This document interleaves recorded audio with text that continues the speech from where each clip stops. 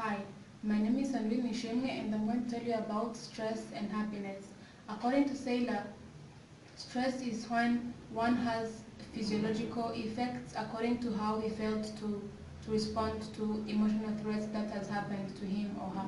Stress has several effects, therefore, such as diseases. When one does not handle stress effectively, he can have cancer, he can have heart attack, and all this can lead to death. In addition to that, stress causes our wounds to heal very slowly, and in that process of healing slowly, one can attract infection, and in terms of infection, one cannot perform well at the job.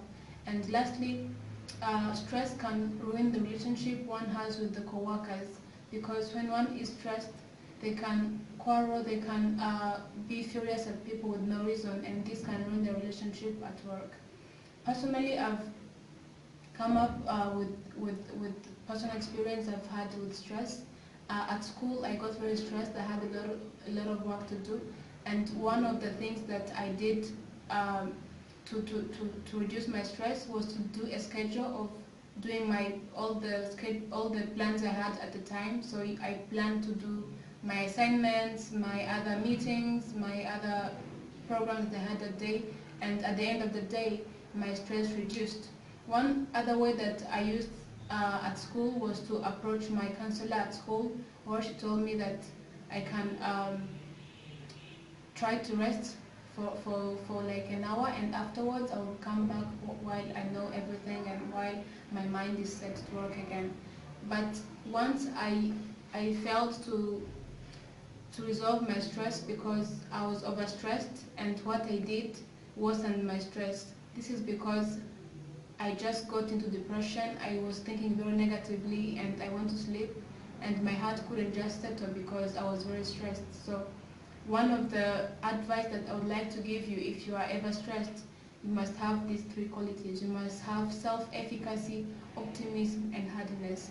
These three qualities all aim at being confident that something positive is going to happen, being always looking forward and excited to what's coming tomorrow. You must always be optimistic on everything that you're doing. Believe that what you're doing is going to be positive and that the outcome is always good than it is now. Now let's go to happiness. When we watched two videos about happiness, Berman said that happiness depends on your reaction. How do you react to the past, how do you react to the present, and how do you take the future? And he basically said that in order for you to be happy, you should accept the past. If it's positive or negative, just accept it. And you should also live the present. Live it. Let your brain be in it. Let the whole of you be in the present. Enjoy the moment that you have right now. And lastly, he said that you should always be excited about the future. Look for something to be excited in the next day. Maybe about the food you'll be eating tomorrow, the friends you'll be getting tomorrow. Always be excited about the future. We've had also another talk about happiness from Sonja, and she included scientific claims. And what she claimed is that happiness depends on how kind someone is. And she did a scientific research by testing people and told them to do an act of kindness each day for 5 days, and here is the outcome. When she did that, she noticed that the people who practiced happiness were happier, who practiced kindness, were very happy in the end than those who practiced kindness. Therefore, when you compare these two studies, we notice that Sonja used more scientific claim than Berman, and she's the one who is very strong by convincing people that when you do kindness, when you do an act of kindness, you get happy, and it's very true. You can verify it. When you do an act of kindness to someone, to your friend, to other surroundings, to the environment, in return you get happy. You get other gains like appreciation. You get values in the society you live in, and try to be happy and reduce your stress. In addition to all this, Brendan mentioned that in order to be happy in life, you should as well have stability in your physical health and in your relationship. This is to mean that in order to be happy, you should have a life that is healthy. Physically, you should do sports, you should eat well, and in your relationship, you should also make sure that you're appreciating your loved one, you're adoring them, you're motivating them into happiness. And basically, when you have a stable relationship and when you're physically healthy, that will also contribute to happiness.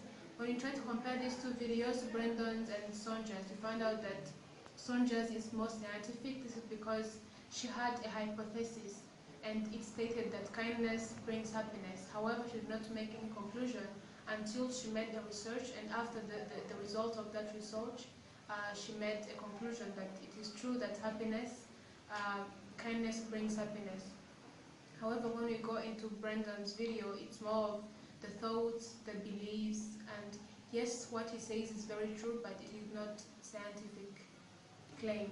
And also, he suggests things that one can do in order to be happy, things that are very general, and that is not scientific.